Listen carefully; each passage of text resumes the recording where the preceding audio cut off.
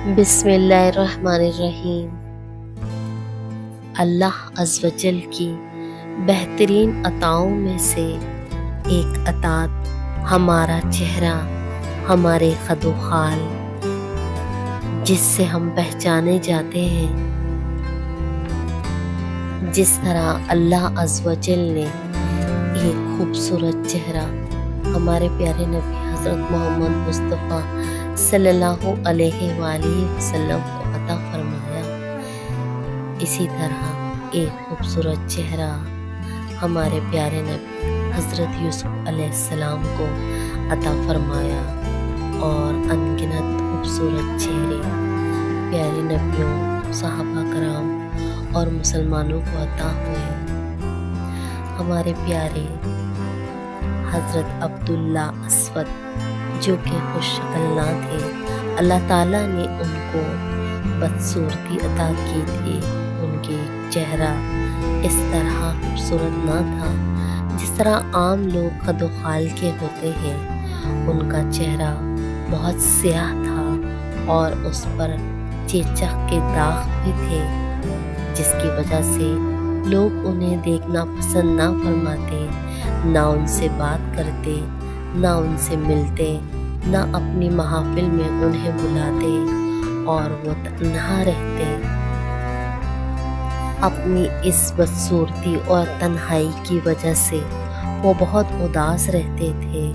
ان کی والدہ صرف ان سے پیار کرتی اور انہیں کھانا دیتی، نہ کوئی انہیں اپنے گھر بلاتا، نہ کوئی ان سے بات کرنا پسند فرماتا۔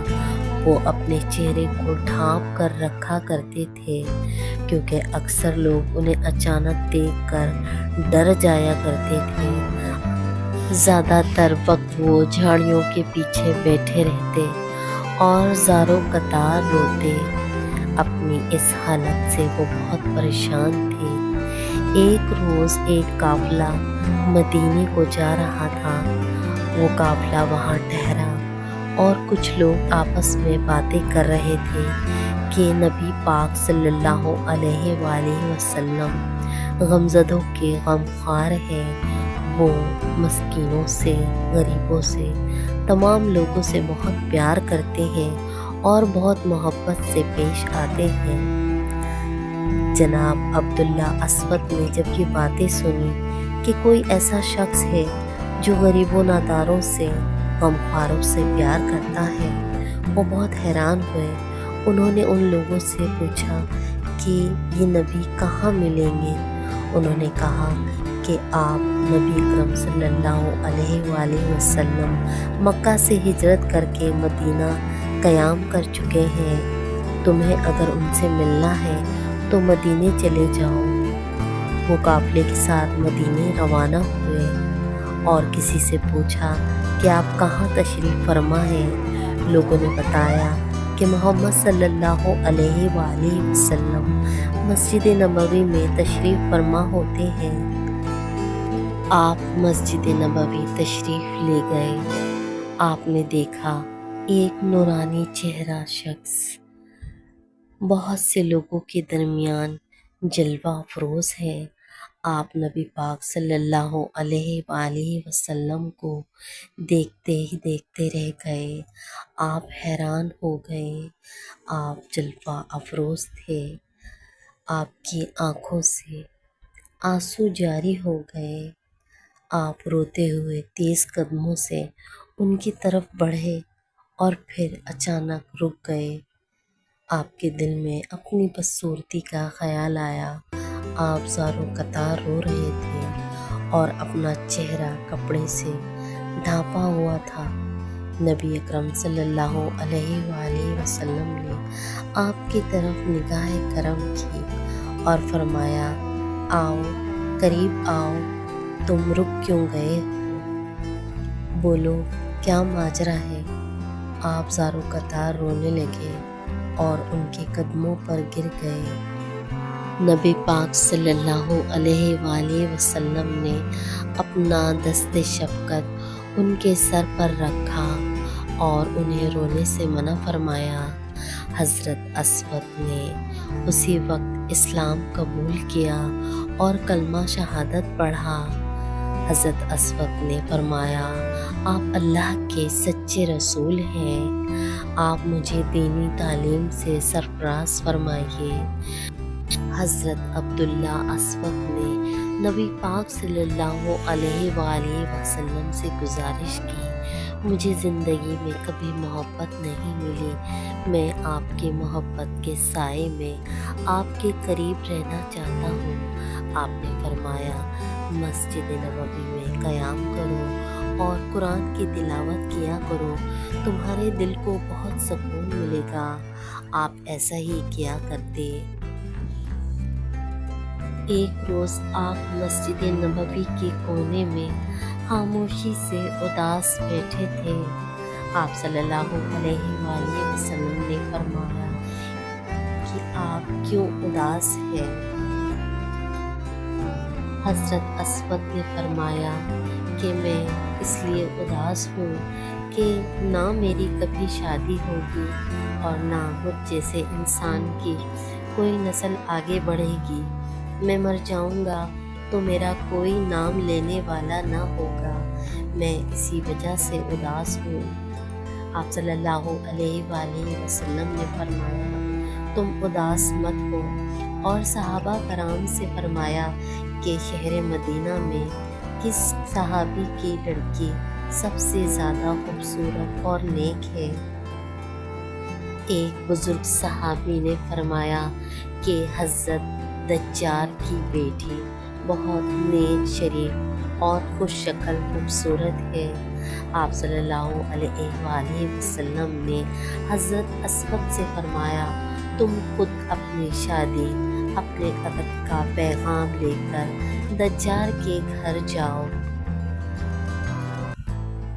آپ جب دجال کے گھر شادی کا پیغام لے کر گئے تو یہ سن کر دجال آگ بگولا ہو گیا، اور دجال نے کہا اگر تمہیں حضرت محمد صلی اللہ علیہ وآلہ وسلم نے نہ بھیجا ہوتا تو میں ابھی تمہارا سر قلم کر دیتا۔ حضرت اسود وہاں سے واپس چلے۔ شور کی آواز سن کر دجال کی بیٹی اپنے بابا سے پوچھنے لگی بابا کیا ماجرا ہے؟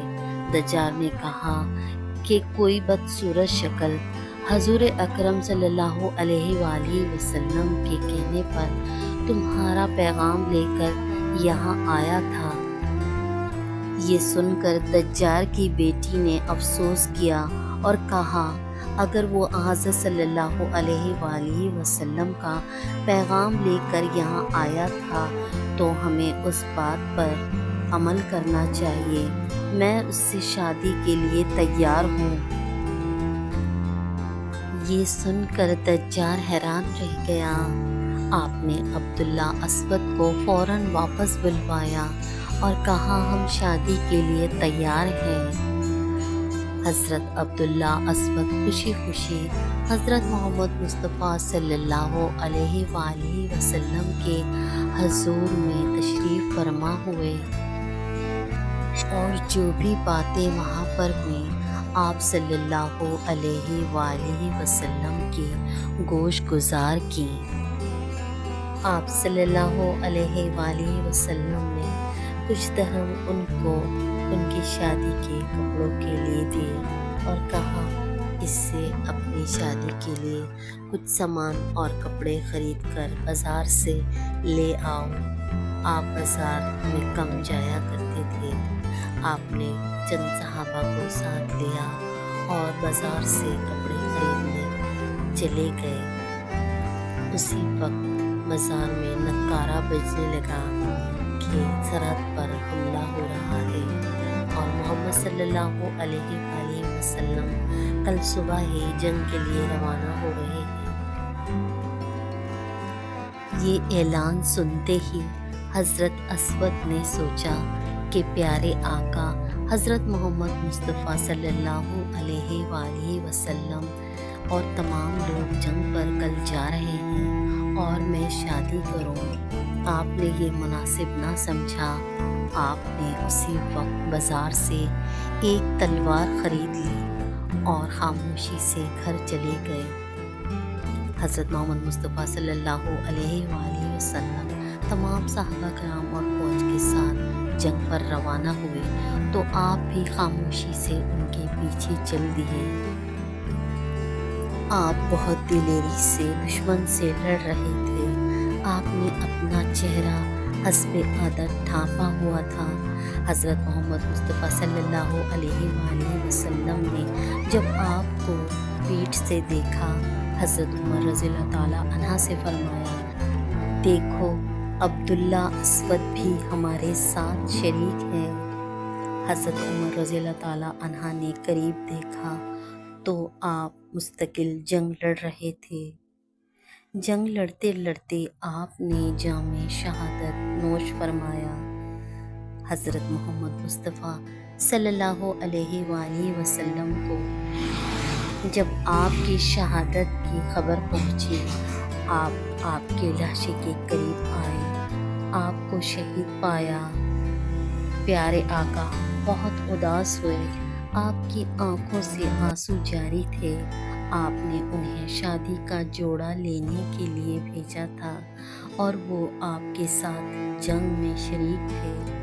آپ کی آنکھوں سے جب آنسو جاری ہوئے، اللہ عز و جل نے فوراً حضرت جبریل علیہ السلام کو بھیجا اور وہ یہ پیغام لائے کہ اللہ تعالیٰ نے فرمایا ہے کہ تمہارا محبوب بندہ جنت میں خوبصورت حسین لباس کے ساتھ موجود ہے اور اس کے ساتھ 70 حوریں موجود ہیں۔ آپ غم نہ کھائیے اور آپ ان کے غم میں نہ روئیں۔ اِنَّ لِلَّهِ وَإِنَّا إِلَيْهِ رَاجِعُونَ۔ اللہ تعالیٰ حضرت عبداللہ اسود کے درجات کو بلند و بالا فرمائیں، آمین۔